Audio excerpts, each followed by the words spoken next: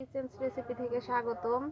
আজকে আমি এই সবজিগুলা দিয়ে ভাজি করব। দেখতেই পাচ্ছেন এখানে বিভিন্ন ধরনের সবজি নিয়েছি, শীতকালীন সবজি। এই সবজিগুলা ভাজি করলে অনেক মজা লাগে। তো আমি এগুলো এখন ভাজি করব। ভাজি করার জন্য কেটে নিতে হবে এখন।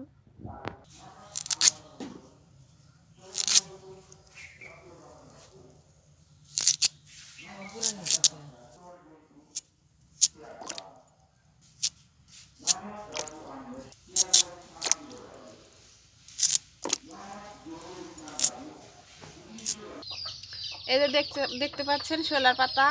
এই শোলার পাতা আমাদের এই সিরাজগঞ্জ জেলায় বেশি হয়। এখানকার মানুষ এই পাতা ছাড়াও কিচ্ছু বোঝে না। এই শোলার পাতা দিয়ে তরকারি রান্না করলে তরকারি খুব টেস্টি হয়, অনেক মজা লাগে, তরকারির স্বাদ অনেক বাড়ায়।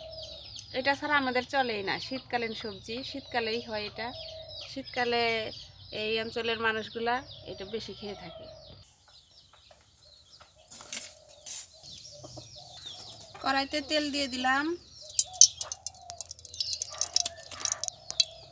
পেঁয়াজ মরিচ কুচিয়ে রাখছিলাম সেগুলো দিয়ে দিলাম।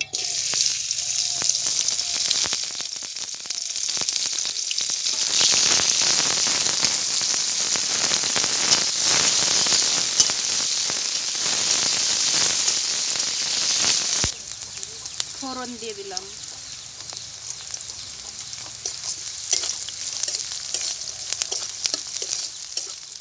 পেঁয়াজ মরিচ ভাজা হয়ে গেছে। এখন আমি এর ভিতরে ধোয়া সবজিগুলো দিয়ে দিলাম। হলুদের গুঁড়া, লবণ, কালারটা সুন্দর হওয়ার জন্য একটু লাল মরিচের গুঁড়া দিয়ে দিলাম। সিদ্ধ হওয়ার জন্য আমি ঢাকনা দিয়ে ঢেকে দিচ্ছি। ভাজিটার কালার অনেক সুন্দর এসেছে। ছোলা পাতা দিয়ে ভাজি করলে ভাজির মজাই আলাদা, সেই স্বাদ লাগে। আপনারা খেয়ে দেখতে পারেন। আমার ভাজিটা প্রায় হয়ে গেছে, এখন আমি নামিয়ে নেব।